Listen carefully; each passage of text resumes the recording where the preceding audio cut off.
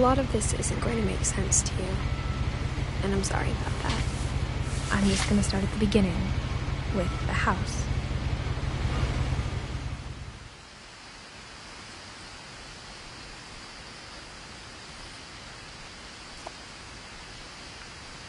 Someone had put up a chain link fence, but it looked like I wasn't the first person to hop it. My brother Milton disappeared when I was 4. It was like the house just swallowed him up.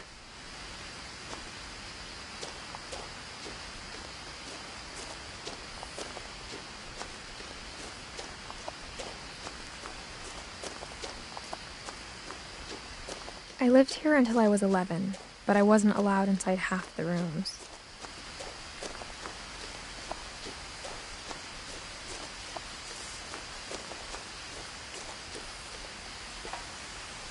Inside the mailbox were bills from 7 years ago, marked urgent, open immediately.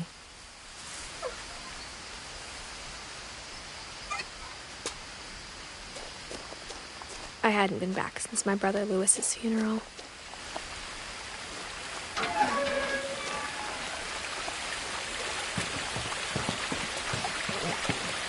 In her will, my mother left me a key, but didn't tell me what it unlocked. Maybe she thought I'd know. Or she thought that the mystery would be enough to bring me back.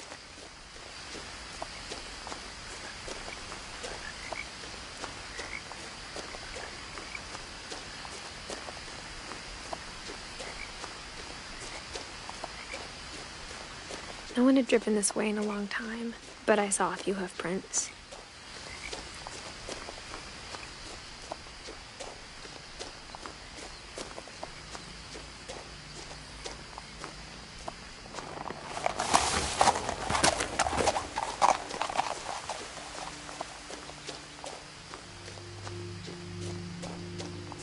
The truth is, even after I inherited the house, I never thought I'd come back to it. But now I had questions about my family that only the house knew the answers to. The house was exactly like I remembered it, the way I'd been dreaming about it.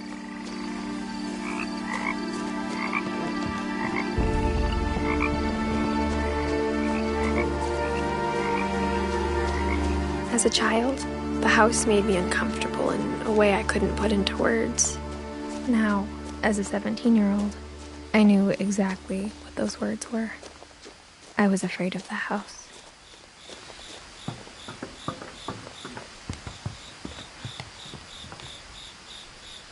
I hoped the key might unlock the front door. It didn't.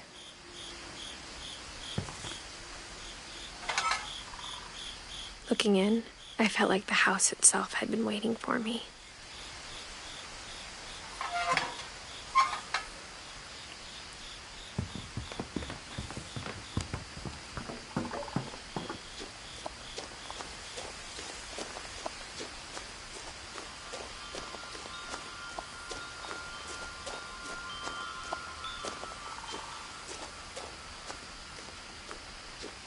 The house felt like it had always been here. Even the swing set was older than my mother.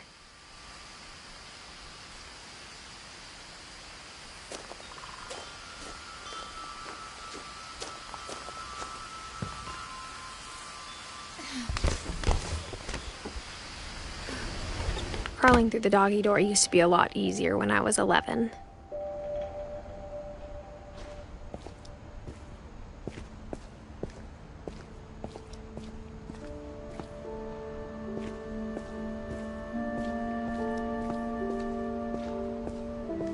For the first time in years,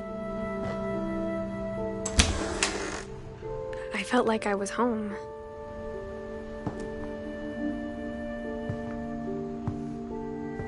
But instead of a family, there were just memories of one. Like how only one restaurant would deliver to our house, so we had Chinese a lot.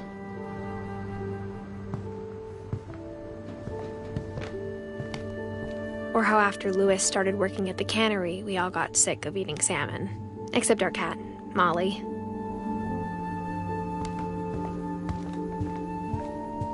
The table was still a wreck from the night we left. It was like a bomb had gone off, killing everyone but sparing the furniture.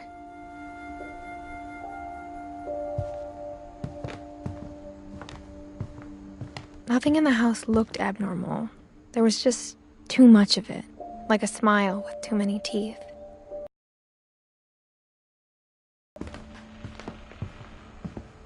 Mom always told me to stay out of the basement, so I wasn't too surprised when the key didn't fit.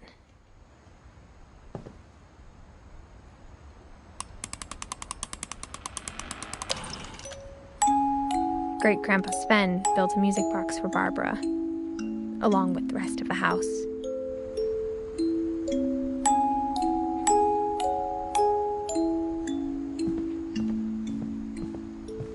Even the fireplace had a story. Edie told me the bricks came from the original house, after it sank.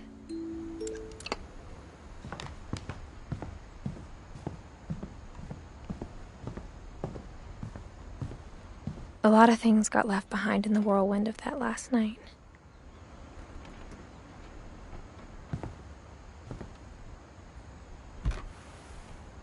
Edie told me once that every Finch who ever lived is buried somewhere in the library.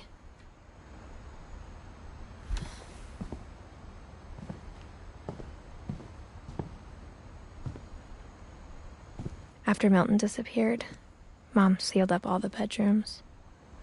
Then Edie retaliated and drilled peepholes.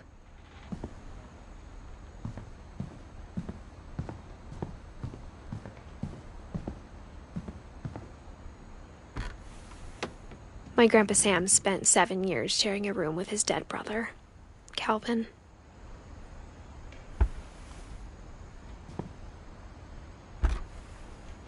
As a kid, I just assumed every house had peepholes and sealed rooms you weren't allowed inside of.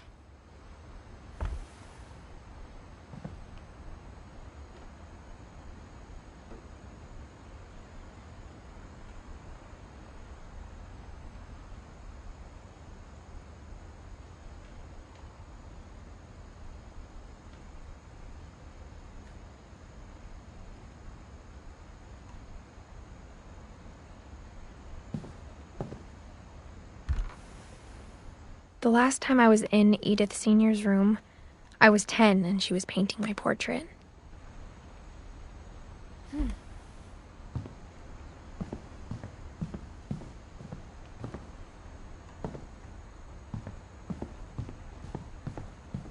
Edie's father, Odin, built the original house.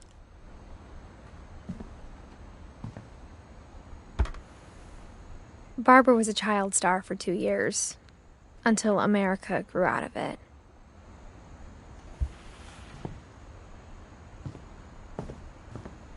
Whenever people ask me about my family, the first thing they always want to know about is Barbara.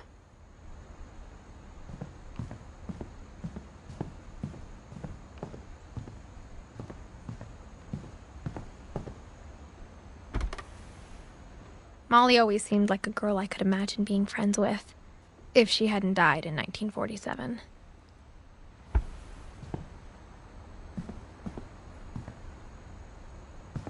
I spent a lot of time playing in Great Uncle Walter's room. I think my mom sometimes regretted not sealing it up. Lewis told me there were secret passages, but I never believed him.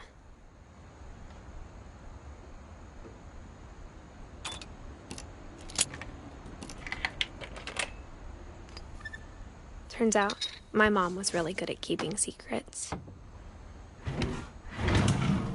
Now it was time to find out what my mom had been afraid of.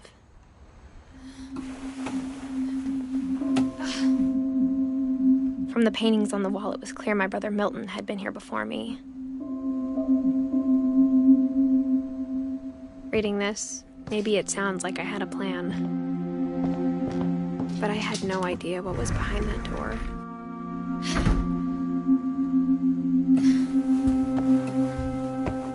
Just like I had no idea where all this was gonna lead.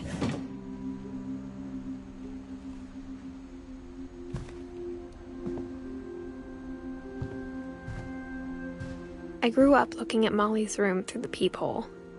Being inside for the first time, I felt like I'd stepped behind a painting.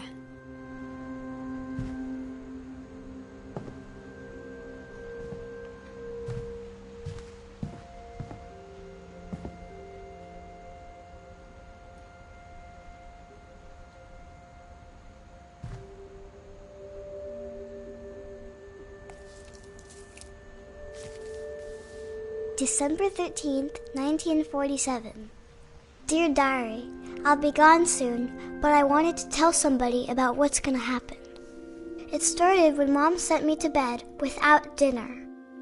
I woke up and I was starving, so I looked around for something to eat. The gerbil food was dry, but I didn't mind it. Mom, can I come out now? Sweetheart, it's late. Go to sleep. My Halloween candy was all gone.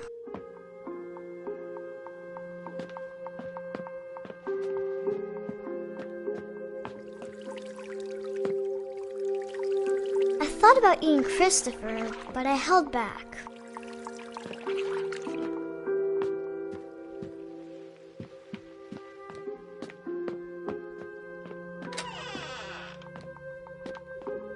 I kept eating and eating.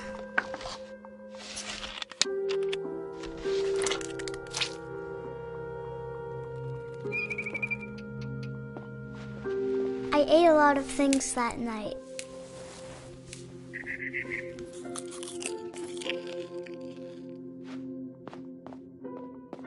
Then I heard chirping outside my window.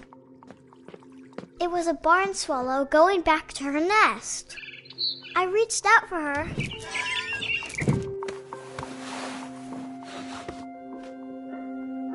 And suddenly, I was a cat.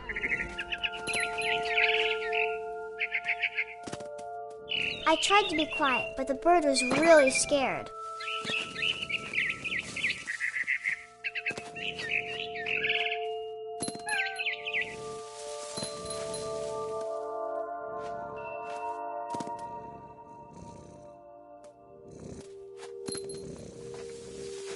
Mom and Dad didn't even look at me.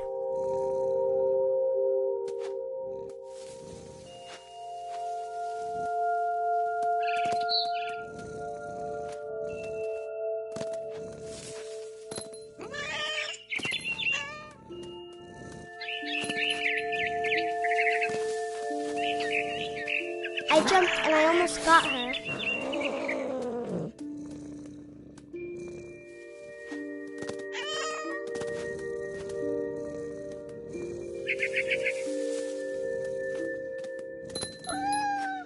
I could tell she was getting really tired. Now I was up in the big tree. I promised Dad I wouldn't climb it anymore. All I cared about was eating that mama bird. I gobbled her up.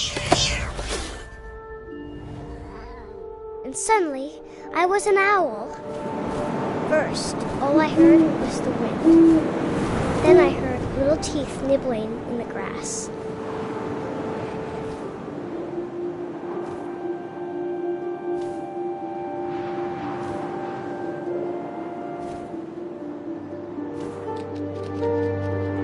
Rabbits.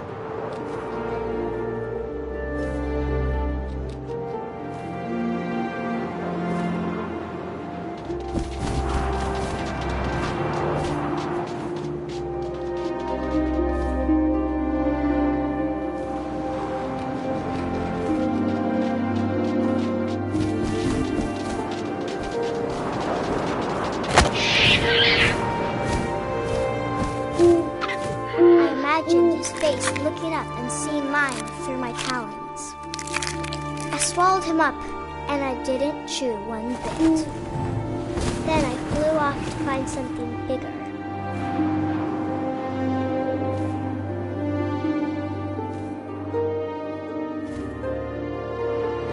A mama rabbit.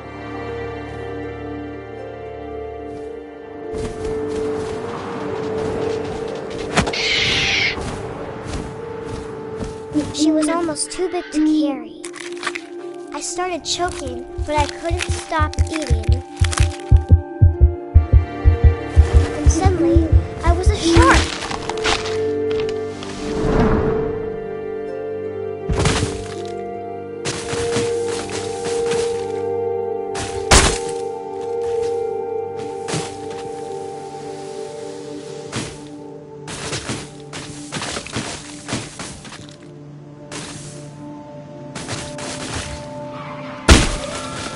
I rolled off the cliff and into the ocean. Now, I was hungrier than ever.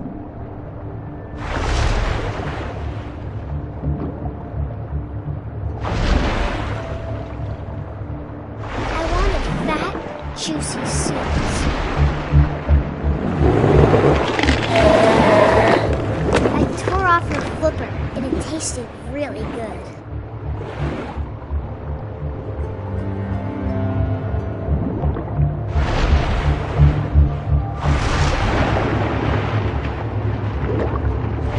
Grabbed on tight.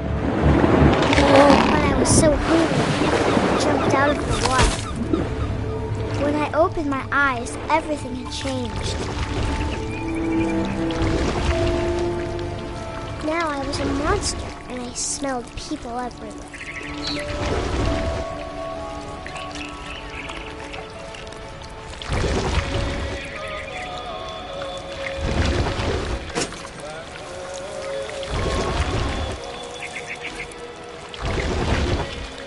I was big, but I moved real quiet.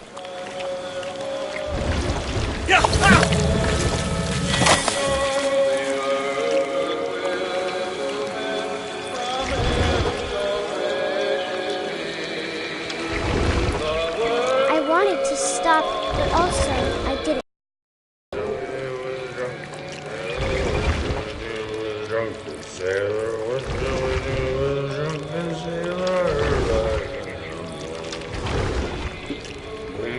Belly with a rusty razor.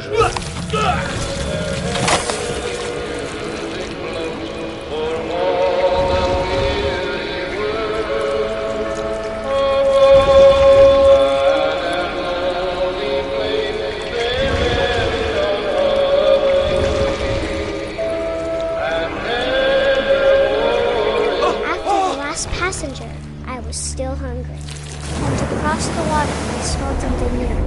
Something I had to have, so I swam towards it.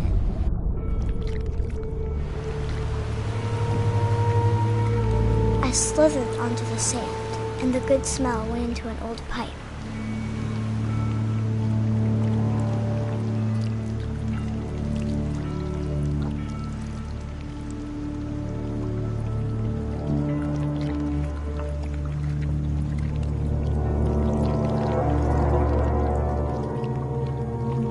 I got closer and closer.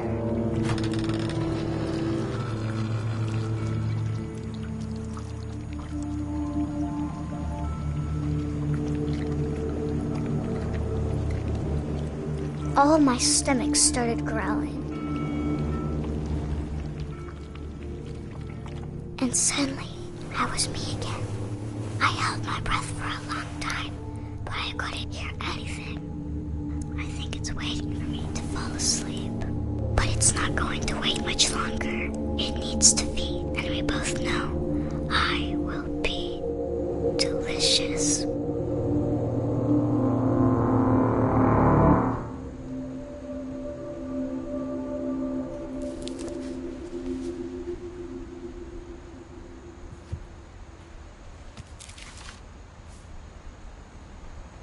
I'm not sure if I believed all of that, but I'm sure Edie would have.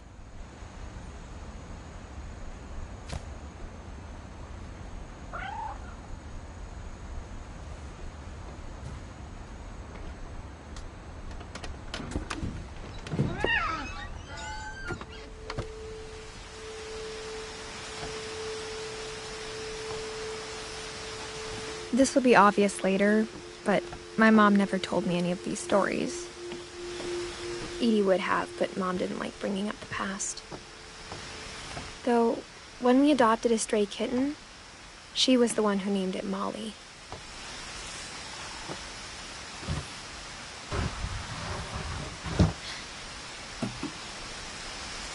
I spent a lot of time in Great-Grandma Edie's room.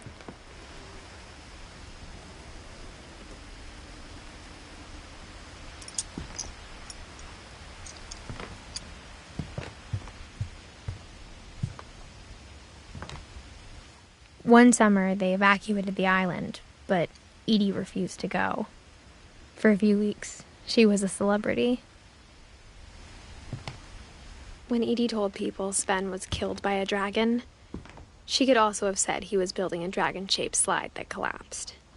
She could have, but she didn't.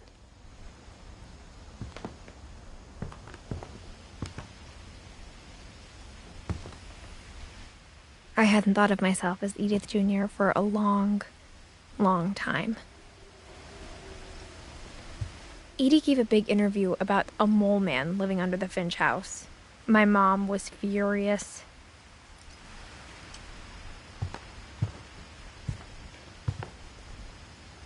Louis died a week before we left, but Edie had already started to memorialize him.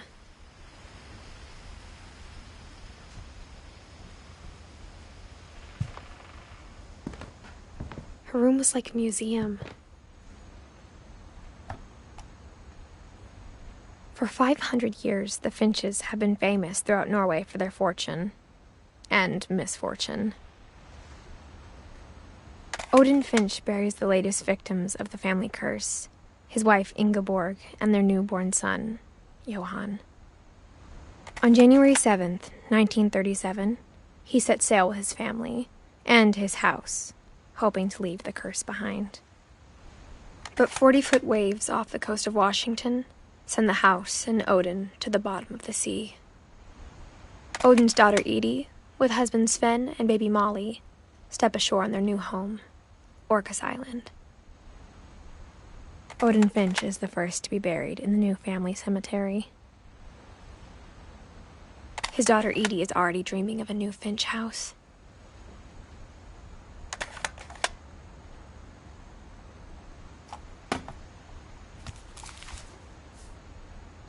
Whatever's wrong with this family, it goes back a long ways.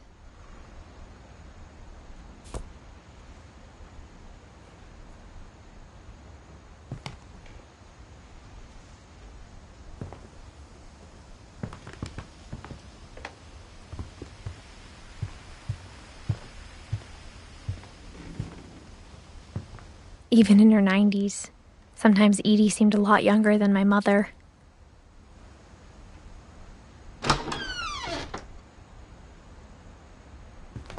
The only trace Grandpa Sam's first wife Kay left on the house was the pink bathroom.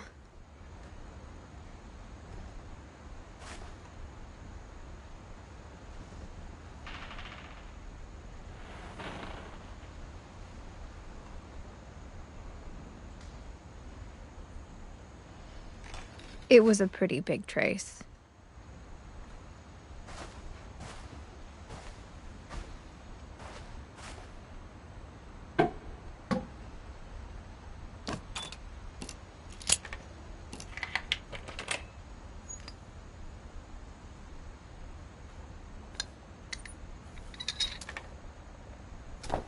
There's a secret in this bathroom. It's in the last place you would look. It isn't in the cupboard. It's hidden in this book.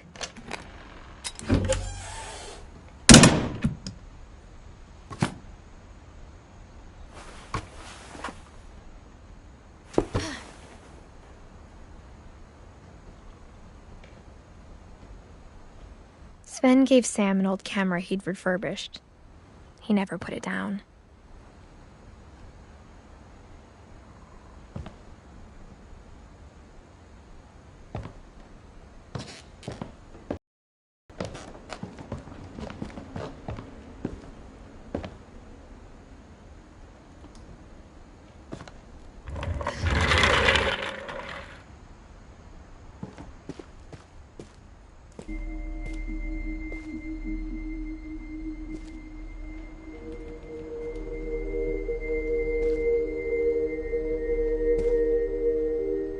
I knew Grandpa Sam had a twin.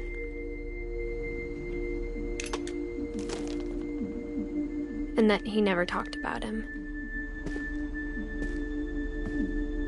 I guess my grandpa didn't like history any more than my mom did.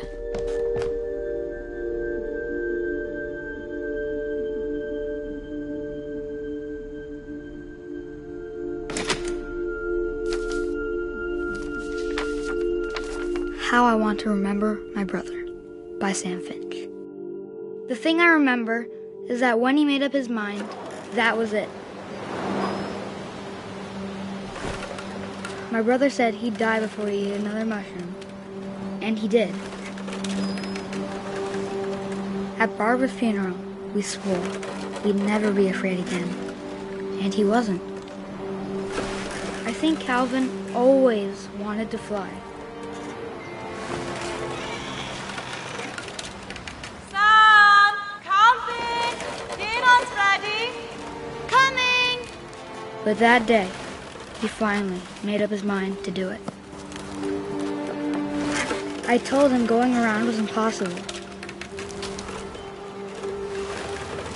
Maybe if I hadn't said that,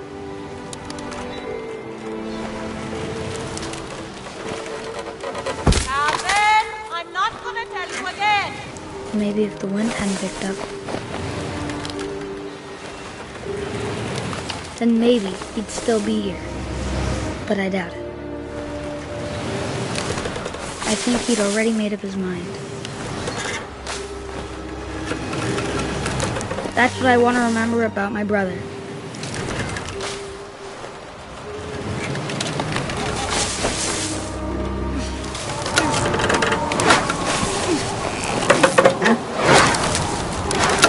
The day he made up his mind to fly. And he did.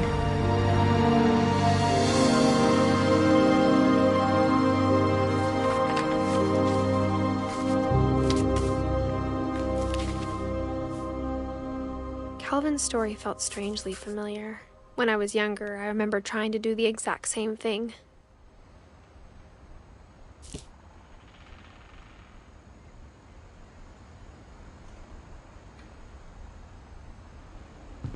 After the funeral, Edie roped off Calvin's half of the room.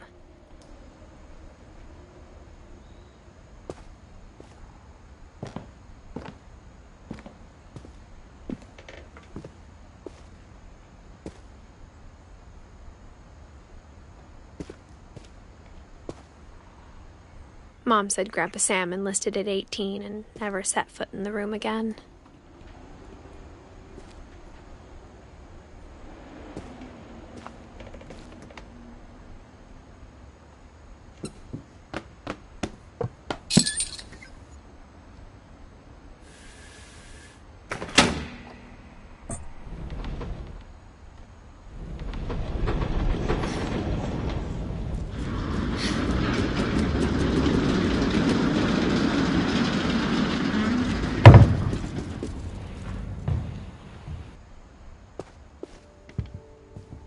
The passages were a pretty tight fit. They'd obviously been built for smaller hands and bellies.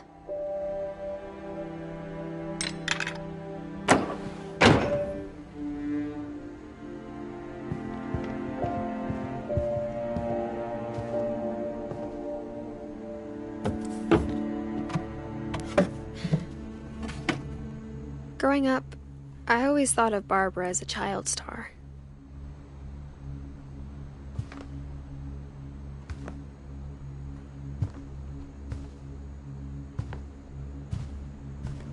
I never thought about how hard it must have been for her afterwards.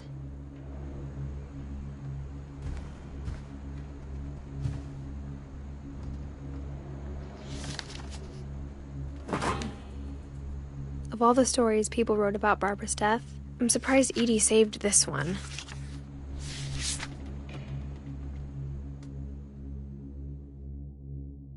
Old Jack here with another ghastly tale inspired by America's most unfortunate family. I'm calling it The Surprise Ending of Barbara Finch. As a child star, Barbara was famous for her scream. Now at 16, she was all washed up. A has-been. But in a lucky break, she'd been asked to perform her signature scream at a local convention for monster movie fans. It was just the boost her career needed. Unfortunately, her scream hadn't aged well. Getting better. I think you just need the right motivation. her biggest fan and current boyfriend, Rick, was about to demonstrate when... Oh! Now that was a great scream. It was Barbara's father, Sven. He'd slipped into a table saw and had to be rushed to the emergency room. So Barbara got stuck babysitting her youngest brother, Walter. Her convention comeback was canceled. Okay, I'm hearing frustration, but I'm not hearing terror. What if I tried... A gang of hoodlums in Halloween masks have been terrorizing Orcas Island tonight. Police are urging residents to... That came from the basement. You're right! Also, I loved your delivery on that. Why is your basement door locked? Because my dad likes making puzzles and secret passages. There's a key hidden in the music box. The secret is to keep winding and winding until finally the key pops out. Thanks, babe. I'll be back in a sec. 20 minutes later, Rick hadn't returned. So Barbara went to look for him, right on cue. She reached for the music box. And as she wound the key, she listened for Rick, but the house was silent.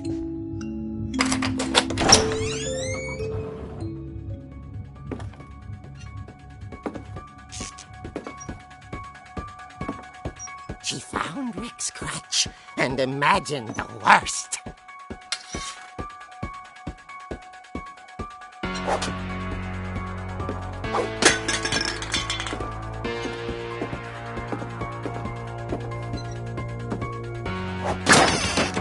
The gang's leader is the infamous Hookman killer, Dr. Carl Hamill, who impaled and then ate his family 10 years ago tonight.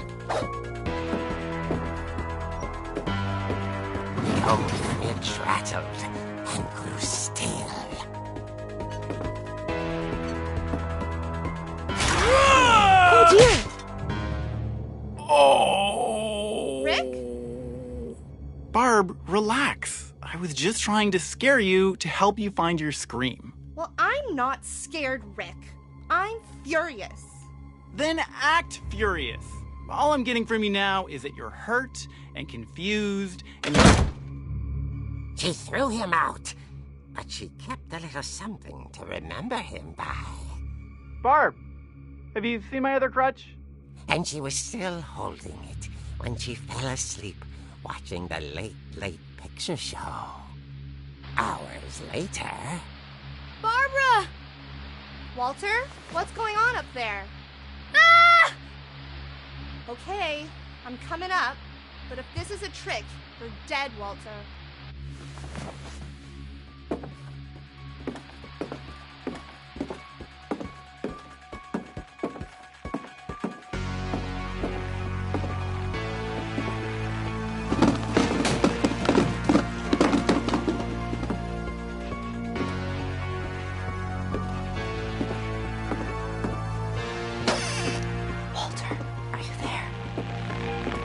Walter had vanished, but his bedside radio was still on. Orcas Island police describe the man as 6 feet tall, with a steel hook for a hand. Residents are urged to lock all doors and windows and notify the police of any suspicious activity. Barbara turned, saw the hookman, and was speechless. He was quite smashing.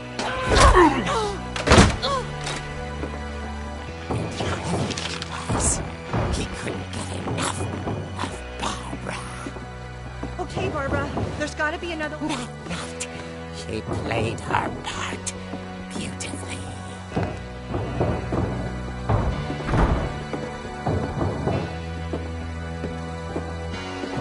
Molly's door hadn't been opened in years. The hinges groaned.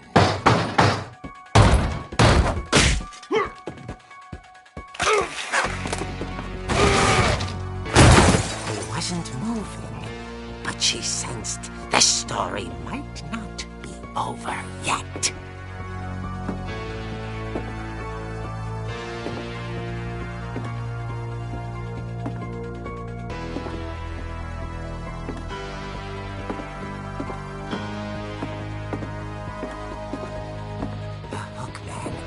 vanished.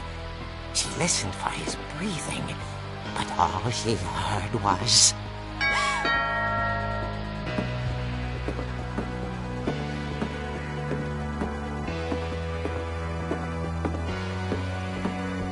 At the door, she heard whispering. It was coming from inside the house.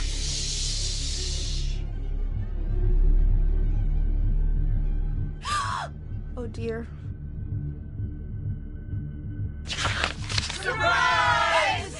Bravo, Barbara! You were wonderful. The monsters had come to surprise her. For Barbara, it was a dream come true. Then she saw what kind of monsters they were, and she realized what was about to happen. She was going to be famous. And with her final breath, Barbara Finch gave the performance of her life.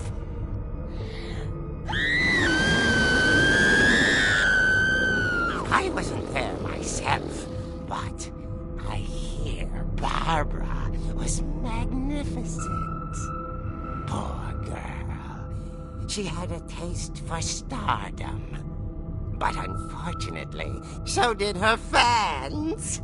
Of course, the police blamed it all on poor Rick, who disappeared the same night. And little Walter, hiding under his bed the whole time. He took it all pretty hard, but that's another story. As for Barbara, tucked inside the music box is all they ever found of her. Her ear. Now that's what I call a real eerie tale.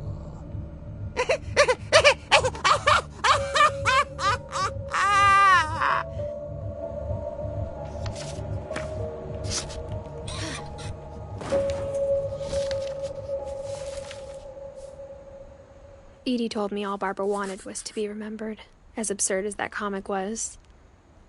Maybe what Edie saw was a happy ending.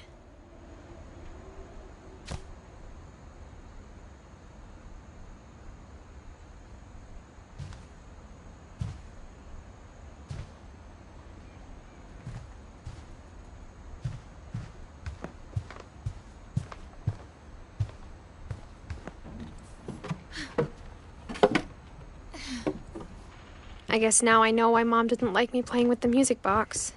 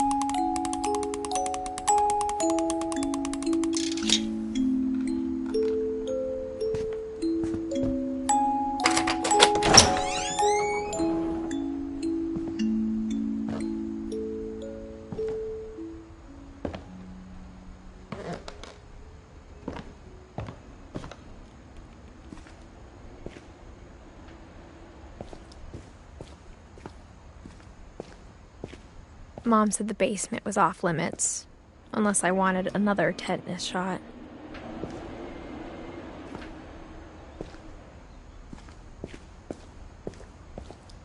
I saw Edie sneak down to the basement once, carrying packages. I thought maybe she was hiding presents.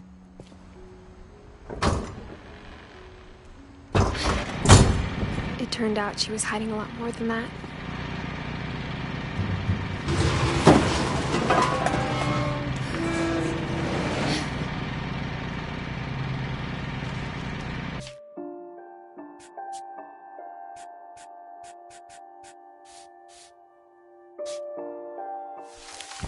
I remember asking Mom once about where Walter had gone. She said after Barbara died, he got as far away as he could.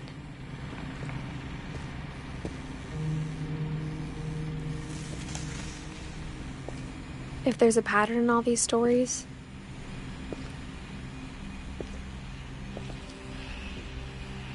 I think it's that none of us has gotten very far.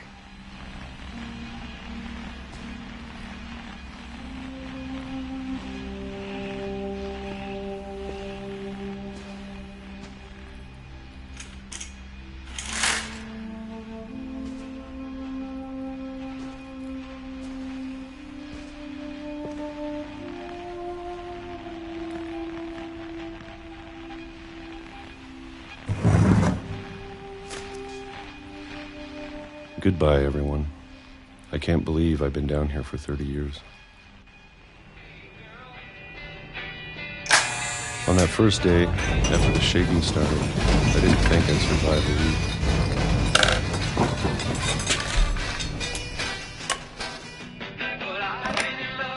But after a few days, I settled into a routine. That's what kept me sane. Having a schedule. Living for today. I always expected to be dead tomorrow. But if you wait long enough, you get used to anything.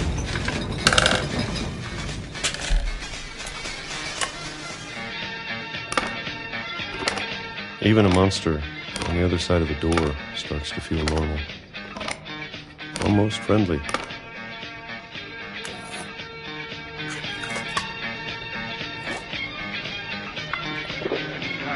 And then one day, everything just stopped. Whatever that thing was, it was gone. Maybe it got tired of waiting. Or maybe I just got tired of being afraid.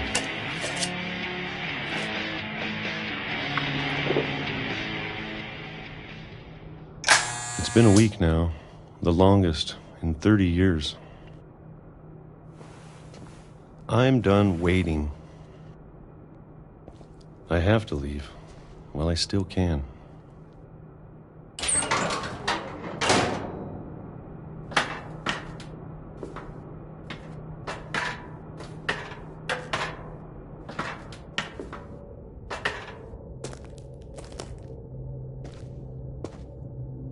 I know it's out there somewhere. Whatever killed Barbara and Molly and Calvin. Maybe this is all a mistake. But I need to stop living the same day, even if it kills me.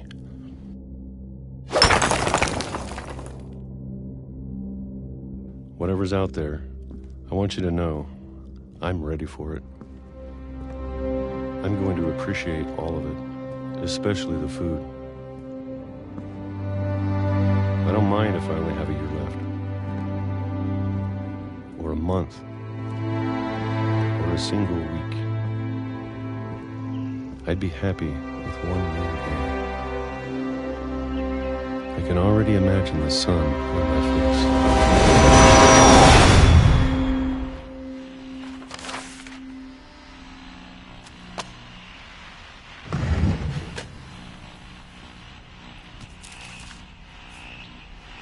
Walter died when I was 6.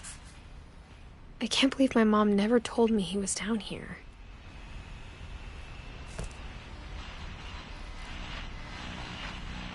I'm sure my mom was trying to protect me.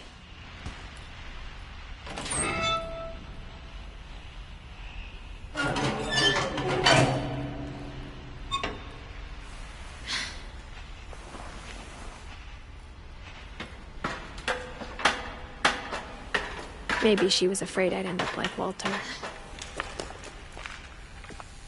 But if she never told me about an uncle under the house,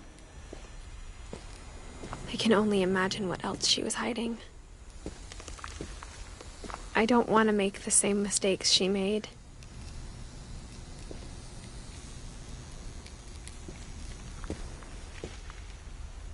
Trying to bury something that's still alive.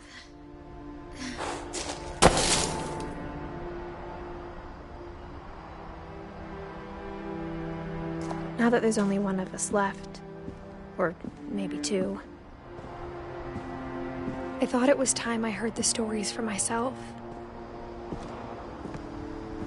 and found out what happened to everyone else. But now I'm worried the stories themselves might be the problem. Maybe we believed so much in a family curse, we made it real.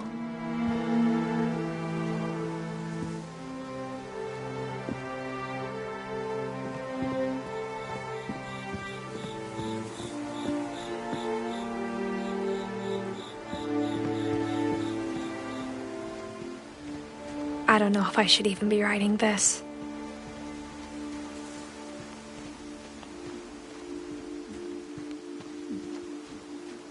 Maybe it'd be better if all this just died with me.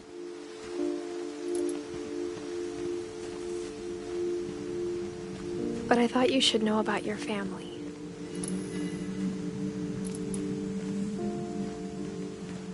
And the history you're a part of.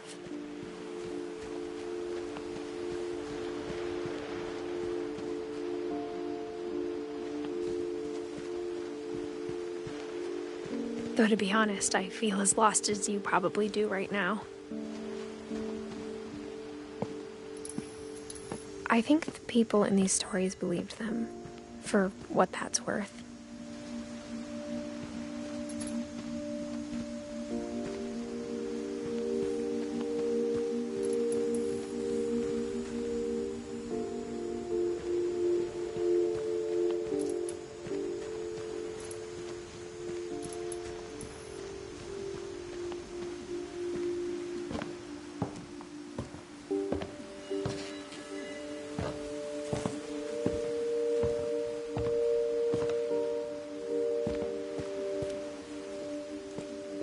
And when you look at the house, that history of imagination and stubbornness and madness, any of it seems possible.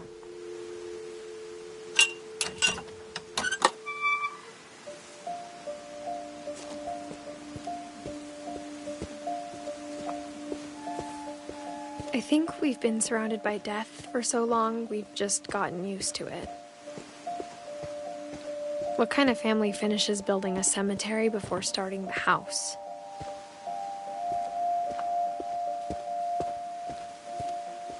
It's embarrassing for me to admit this, but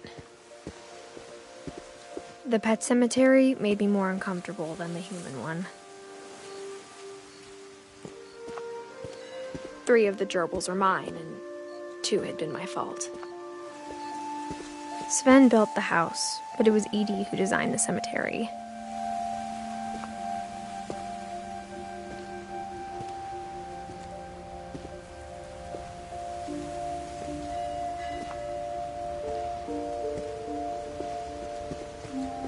I'm sure Odin's monument had been Edie's idea.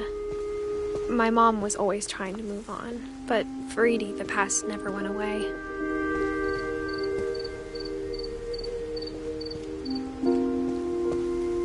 She could see it poking out of the water at low tide.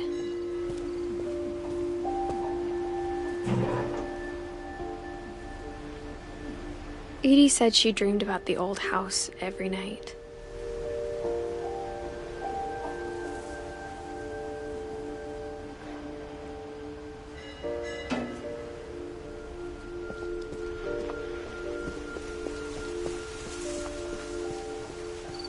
Edie's side was always easier for me to understand.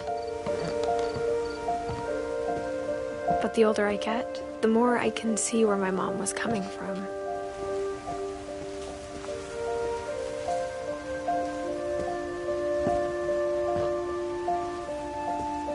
She lost 2 of her brothers, just like I did. I get why she tried so hard to protect us.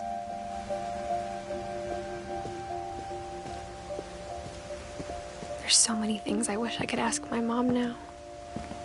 Part of me thinks this is what she wanted all along. For me to come back someday and find everything out for myself.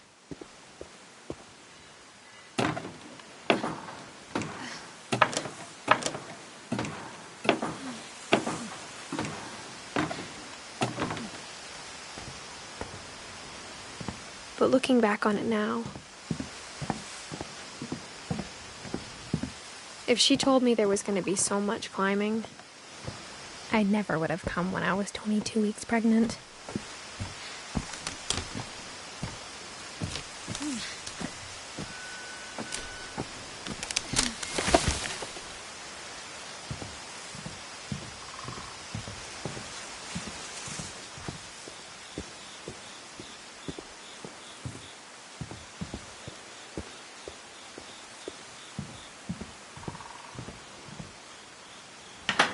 I never met Grandpa Sam, but I think he and my mom had a lot in common.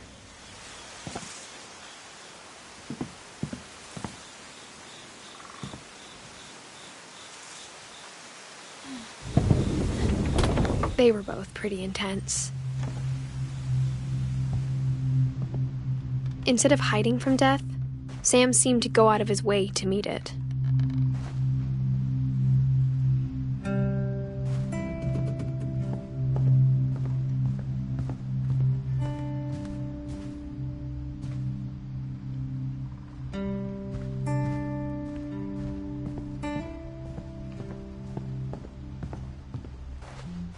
Sam spent his life shooting photos, but Mom said he got nervous being in front of the camera. I guess we're all afraid of something.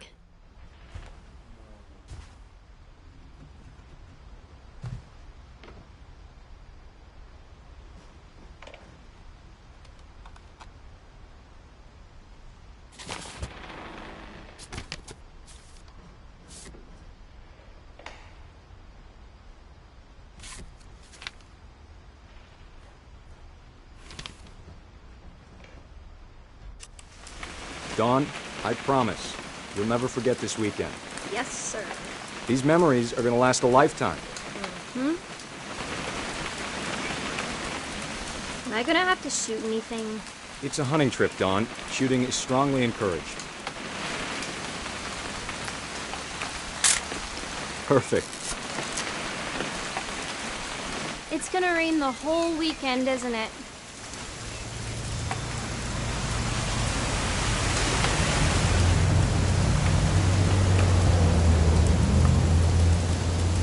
Please just take the damn picture. Hey, language. I will never forget this weekend, Dad. That's the spirit. Okay, got it. I'm gonna take some pictures, okay? Just be careful. That camera's older than you are.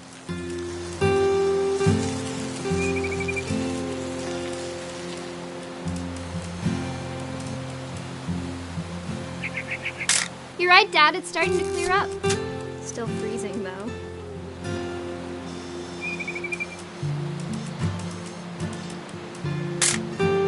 Aw.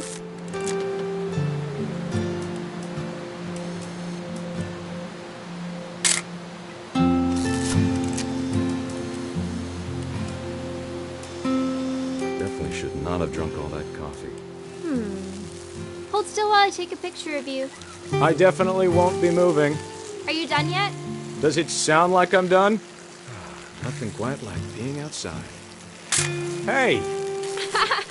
That's a keeper. I'm just saying, I'm not always gonna be here, Dawn. You'll need to remember this stuff, if you want to survive. I'll be fine, Dad. You know who else thought he was gonna be fine? Some guy who died. Dawn, I'm being serious. I know, Dad. You're always serious. Doesn't being out here make you want to chill out? Well, to tell you the truth, I haven't been out here in 20 years.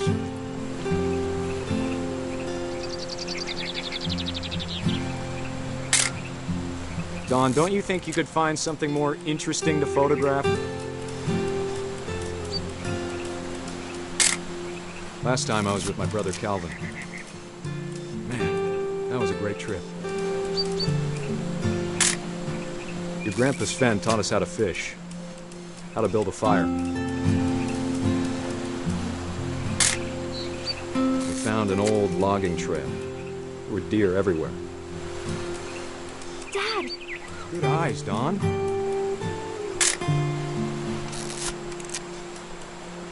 Before you take the shot, let me get a picture of you.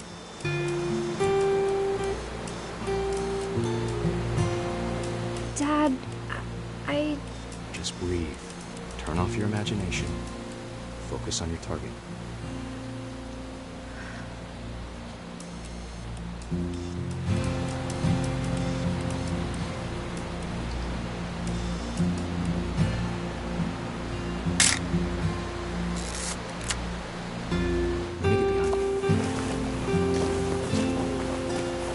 Do I have to do this? Dawn, you don't have to do anything. But if you want to survive, you'll need to be strong.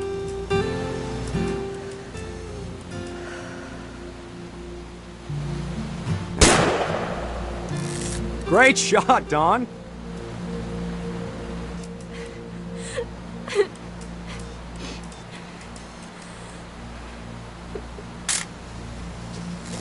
I'm proud of you, Dawn. Always remember that, okay?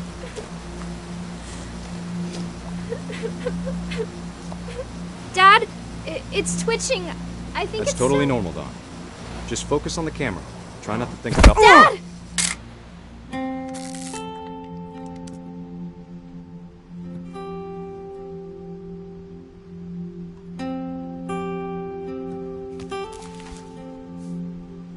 Of all these stories, that's the one I wish most that my mom had told me.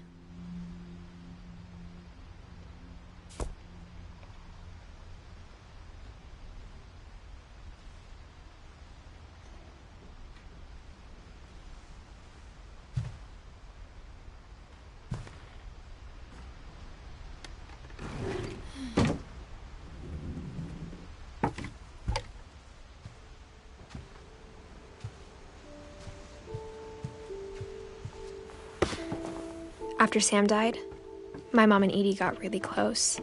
They'd both lost a lot.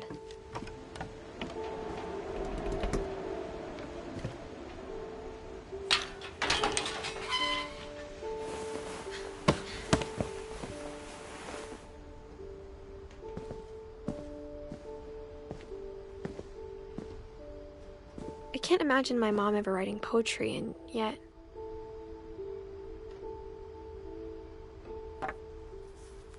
A poem for Gus, who always said the wedding was a bad idea. Our father never hit us kids, at least not very hard, before the day my brother said with teenage disregard that he'd be dead before he'd see a wedding in our yard.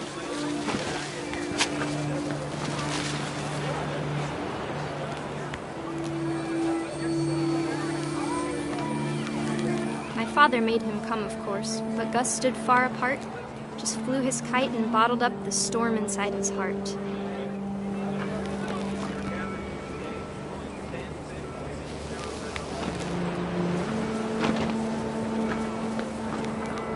I tried to talk him out of it, but though he'd never met her, "We don't need a stepmom," were the words that I now pronounce you husband and wife. You may kiss the bride.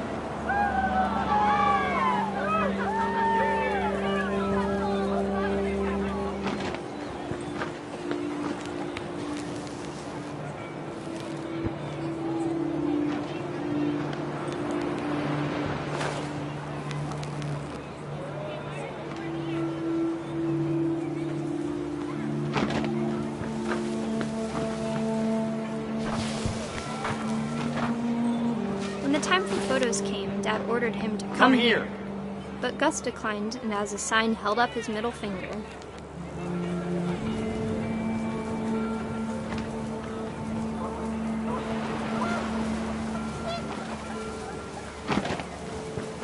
The wind picked up, and panicked geese appeared and quickly went. But all the humans did that day was go inside the tent.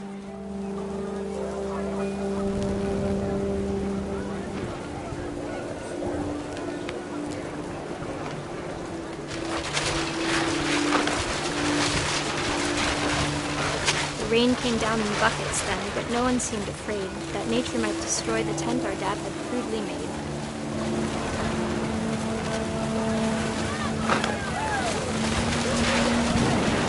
The thunder sounded much too close and full of angry power. But all my father said to this was, "Make the music louder."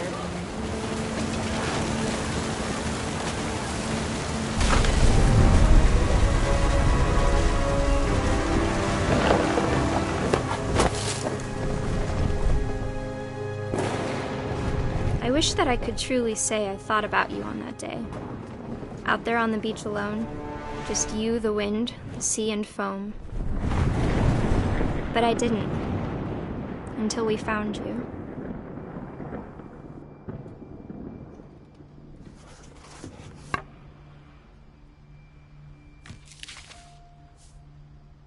She never talked about him, but Mom told me once if I was a boy, they were going to name me Gus.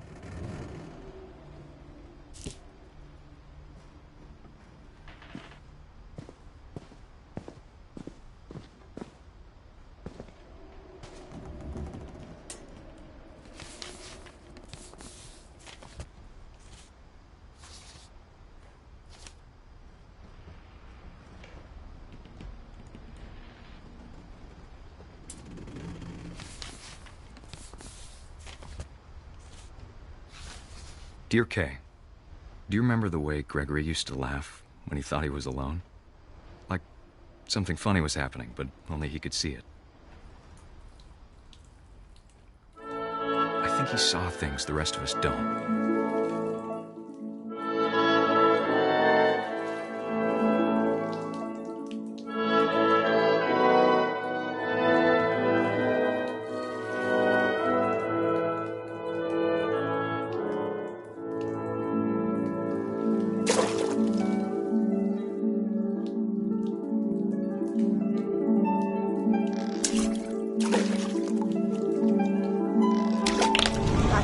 Gregory, it's time to...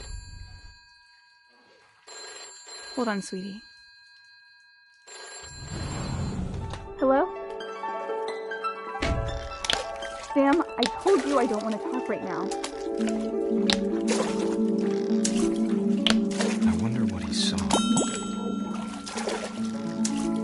What his world was like.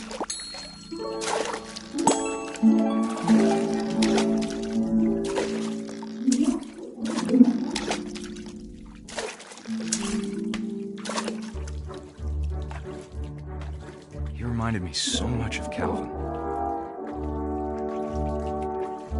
Lost in his imagination. Whatever it was he saw.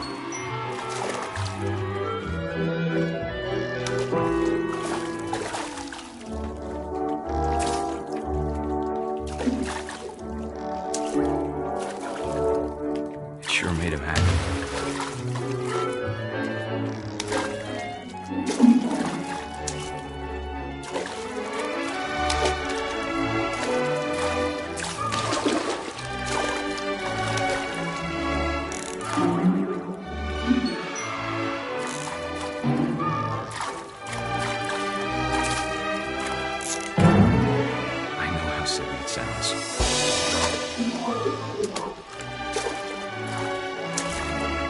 But I worried about a baby being too happy. Feet were slipping away. Sorry about that, Gregory. I know you did everything you could. Maybe if I hadn't called that night. Damn it. Hold on, I don't want Gregory to hear this. I wish he could have told us about the world he saw.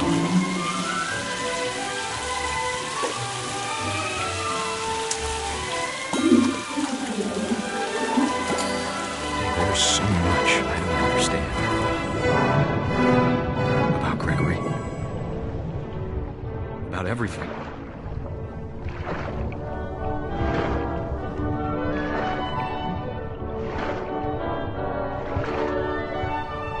What happened wasn't your fault.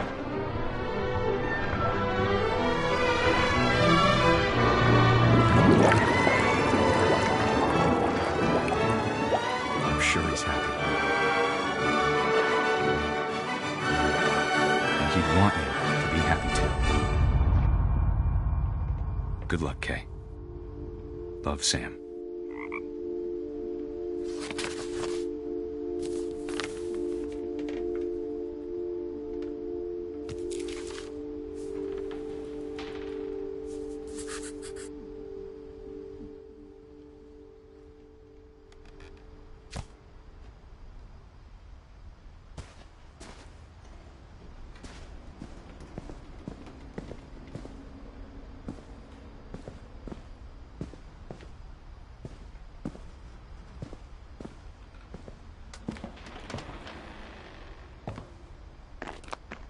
My mom moved up to the loft after her brothers died. At the time, it was as far away as she could get.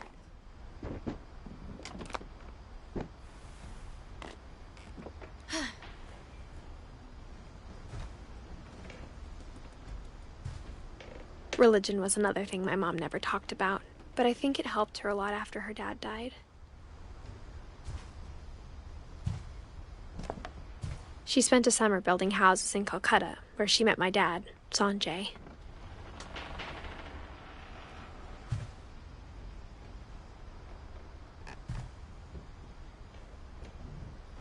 My mom moved to India a week after graduation and got a job teaching English. Louis was born a year later.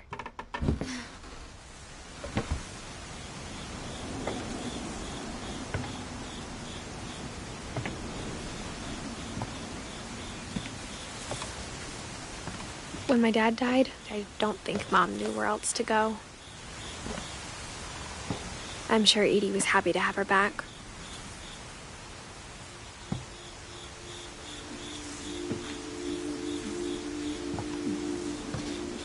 The house had to get a little bigger, but Edie was used to that.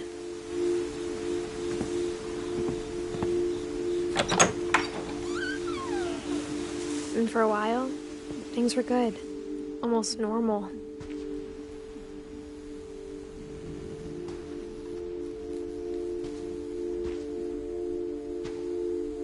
But it didn't last.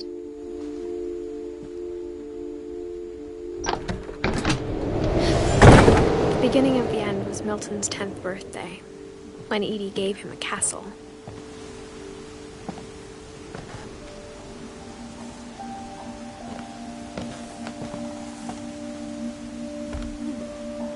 After Milton disappeared, the only thing he left behind was a room full of paintings.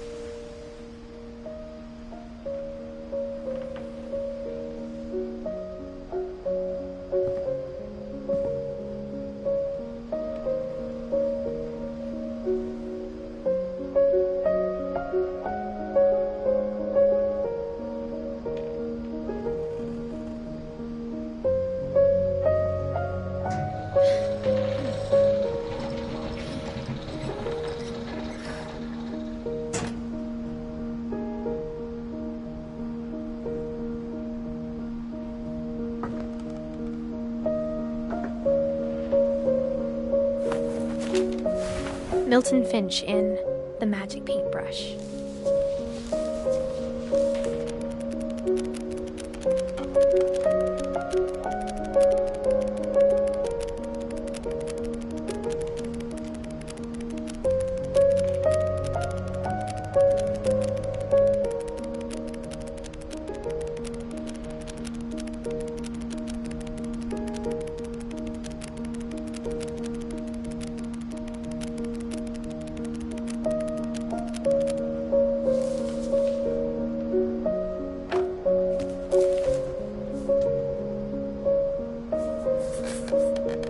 I was 4 when Milton disappeared.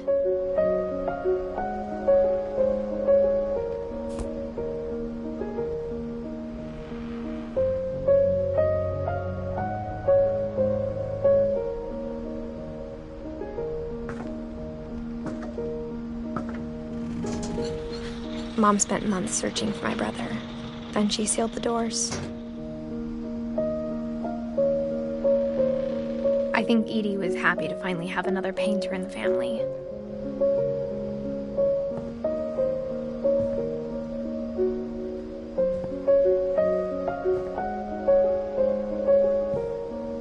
Whatever Milton had found in the house, Mom didn't want it getting out.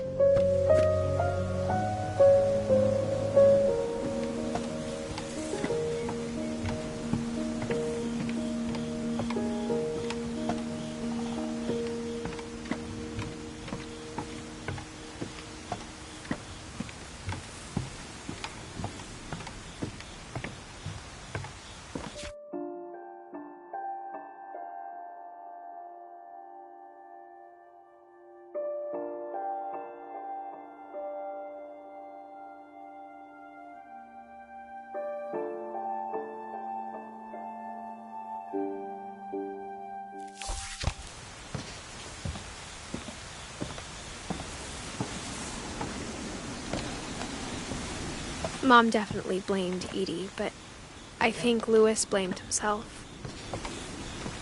After he graduated, he just spent more and more time in his room, until Mom got him a job at the cannery.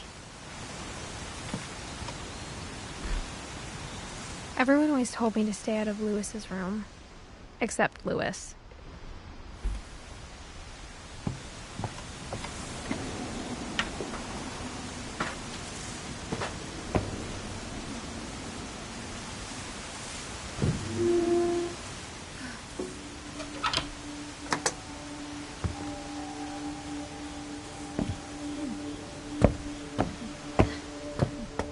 Louis's room smelled very, very familiar. That part of him lived on.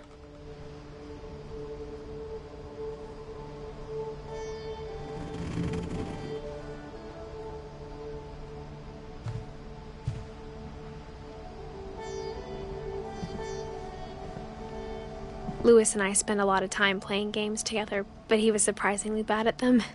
He died a lot.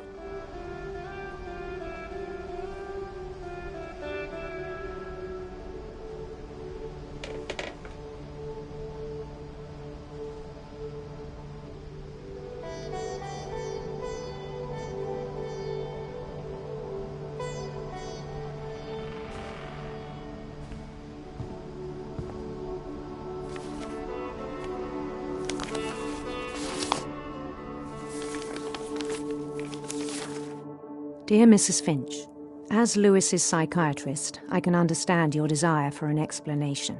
As I see it, the trouble began in January, shortly after we convinced your son to seek treatment for substance abuse. Newly sober, I believe Louis first noticed the monotony of his daily life.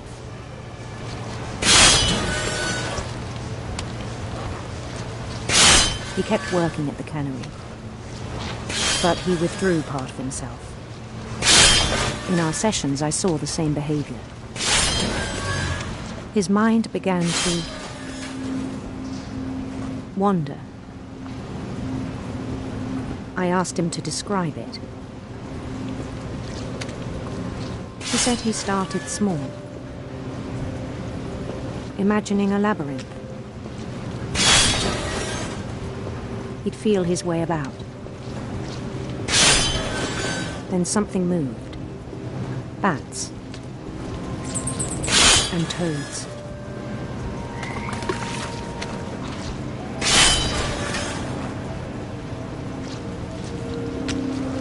And things that have not names. He knew it was all in his head.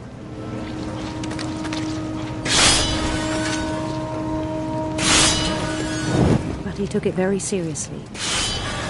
I had hoped he'd find himself.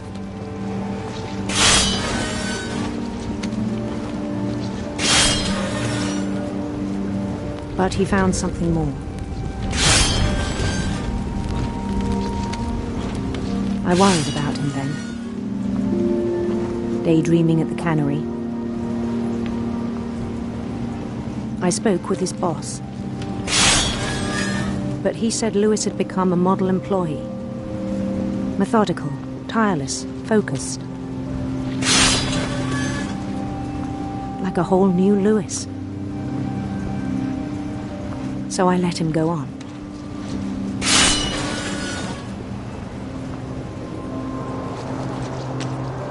I even encouraged him. It seemed very promising at first. He told me he'd made a new friend.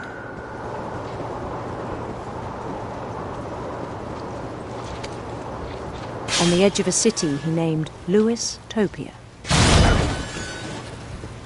He built the city up slowly, brick by brick. Then he made musicians.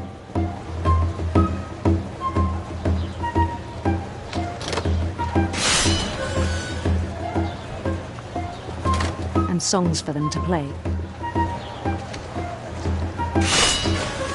He talked about starting a band. And he was always humming something. Every day his imagination grew stronger.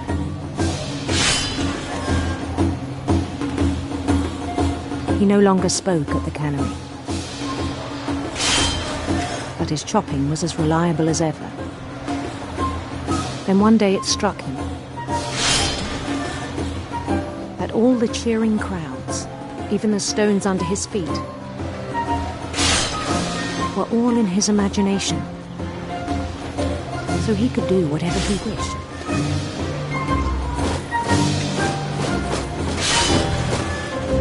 He held an election for mayor,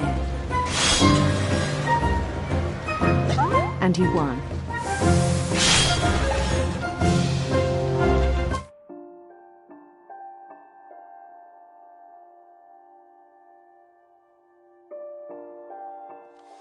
They begged him to stay, but his mind was already wandering. It became a game for him.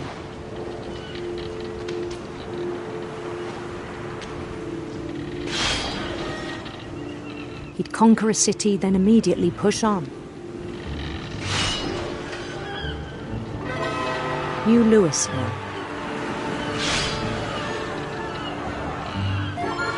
St. Louis. He started drifting away from our reality.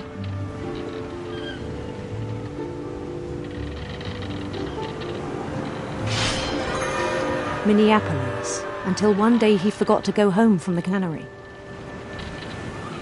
Even as his mother pleaded with him, part of Louis kept sailing on.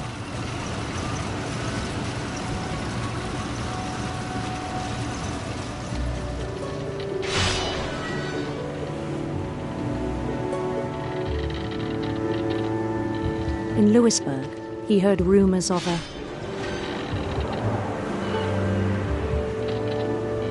handsome queen.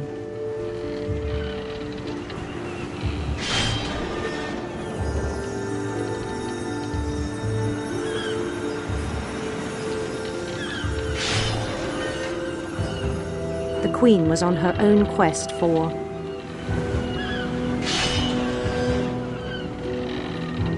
radiant rainbows.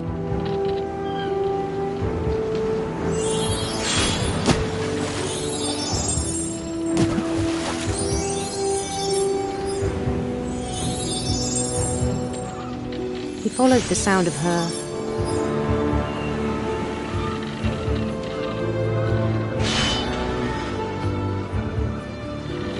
silver harp.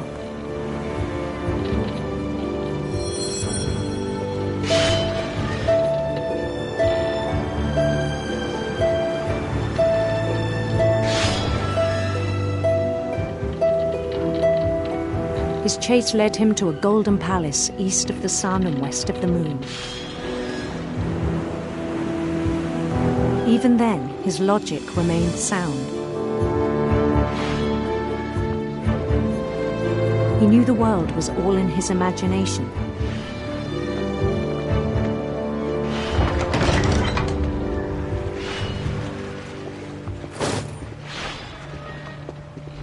But he was so proud of having created it. In his own eyes, he'd become something greater than a king.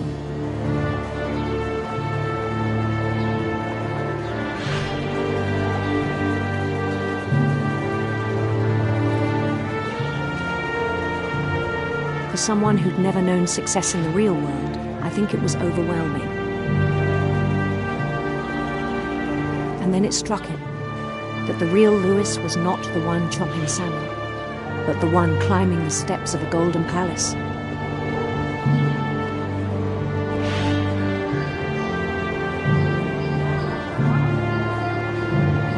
My imagination is as real as my body, he told me. It was hard to argue with him.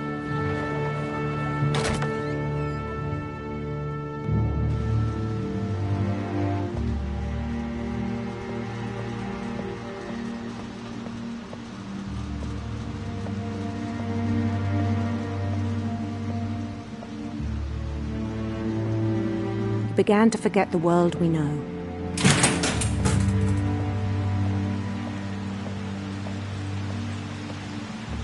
I think it pained him to remember Louis, the cannery worker.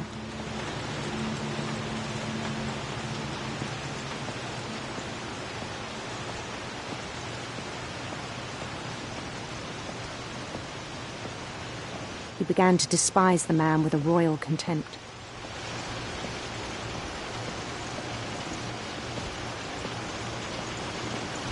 I still thought I could save him. Even after he said he was being crowned king over all the lands of wonder.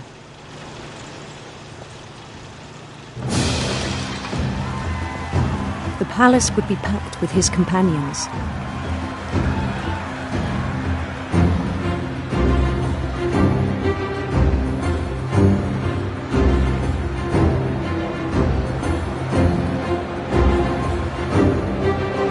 Including the wise Calico who had insisted on inviting me.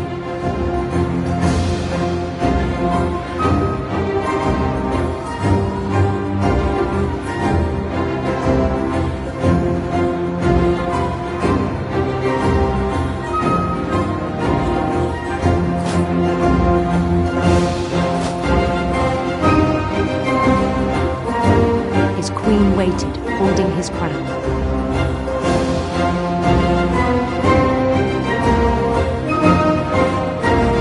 There was only one thing left to do.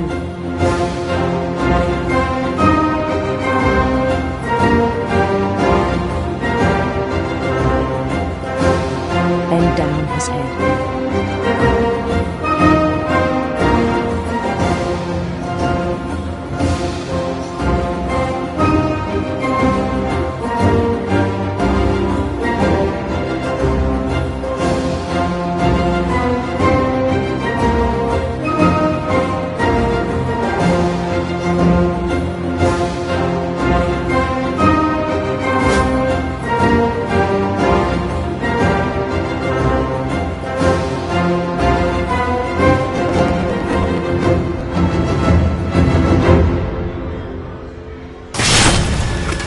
I think you know. Mrs. Finch, your son was a kind man who will be missed by all of us who knew him.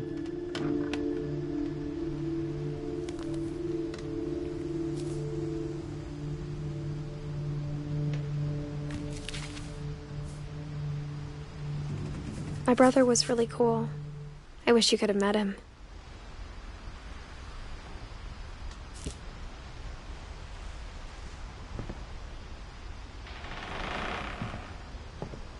He was so proud of being Indian. I think for him, it was a way to be something other than just a Finch.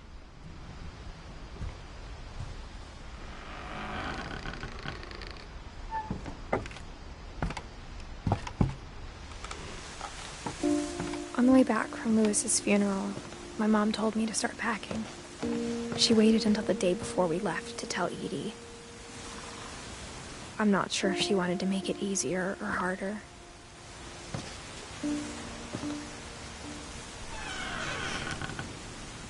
I wish we'd stayed. But I understand why we left.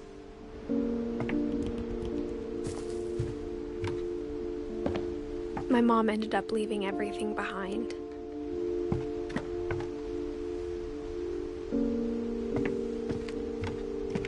What happened that night had been coming for a long time. Maybe it should have come sooner.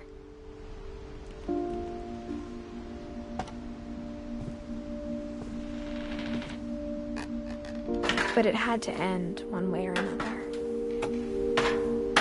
All that's left now is to tell you about that last night.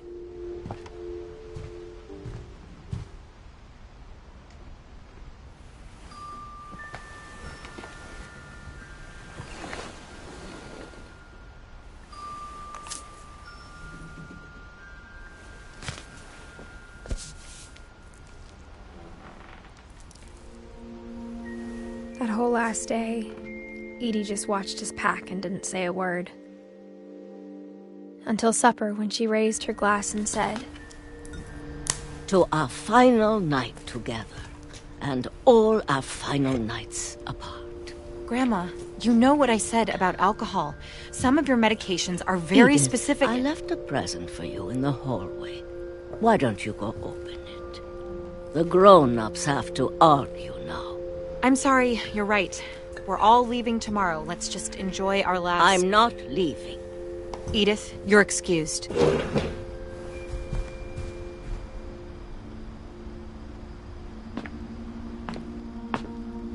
The power had been shut off that morning, but Edie always had plenty of candles. When my mom sealed the library, I don't think she knew about the other entrance, or that Edie had a key to it.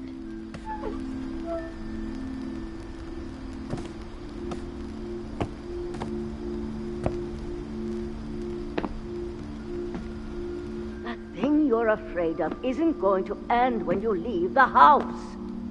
Edith has a right to know these stories. My children are dead because of your stories. I think it's best if Edith and I leave tonight. We'll have the nursing home send a van for you in the morning, okay?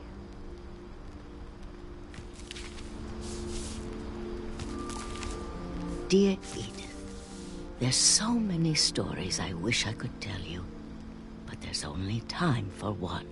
This is about what happened on the night you were born.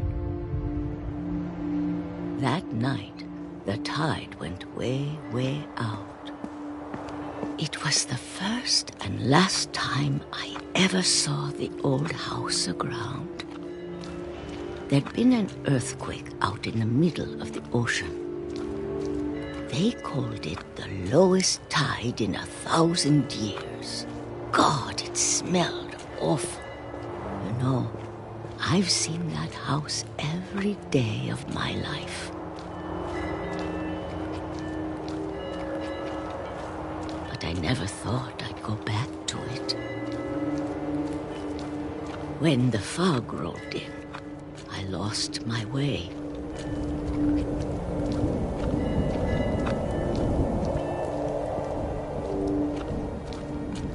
I got turned around.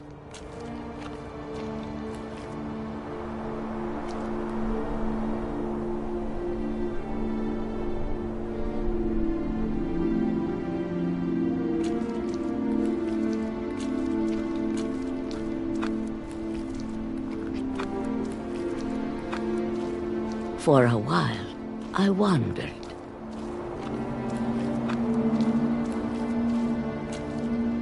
I started seeing things.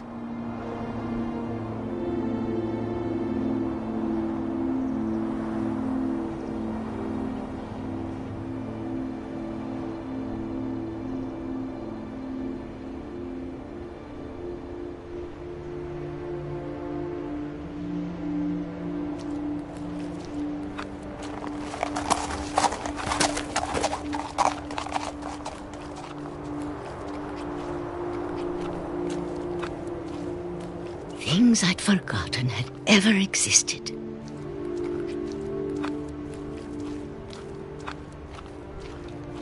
But when I saw them, they felt like old friends. That night, a lot of things came back to me. Or maybe I came back to them.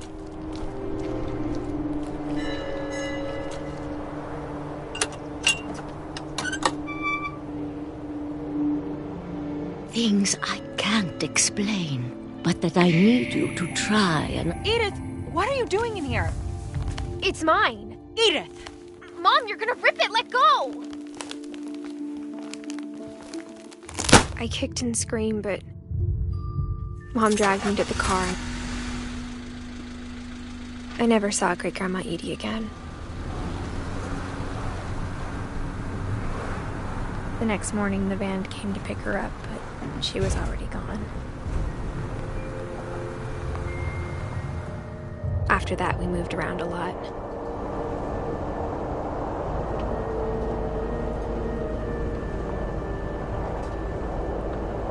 We both tried to make the best of it.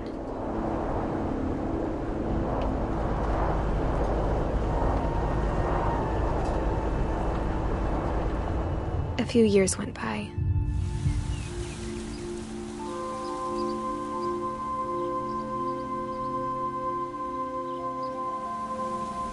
My mom didn't like to talk about it, but she started getting sick a lot. The rest happened pretty quickly. She got better for a while, and then she didn't.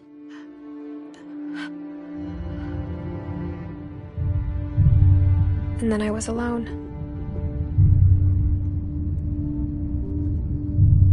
The last Finch left alive.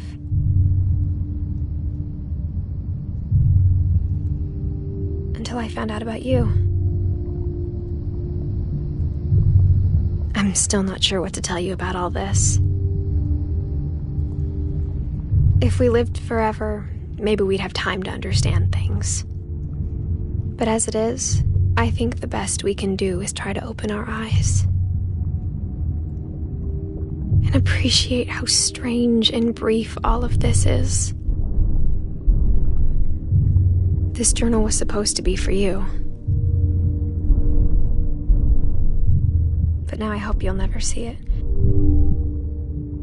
I just want to meet you and tell you all these stories myself. But I guess if you're reading this now, things didn't work out that way.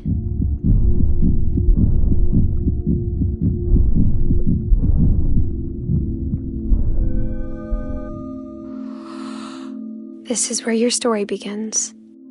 I'm sorry I won't be there to see it. It's a lot to ask, but I don't want you to be sad that I'm gone.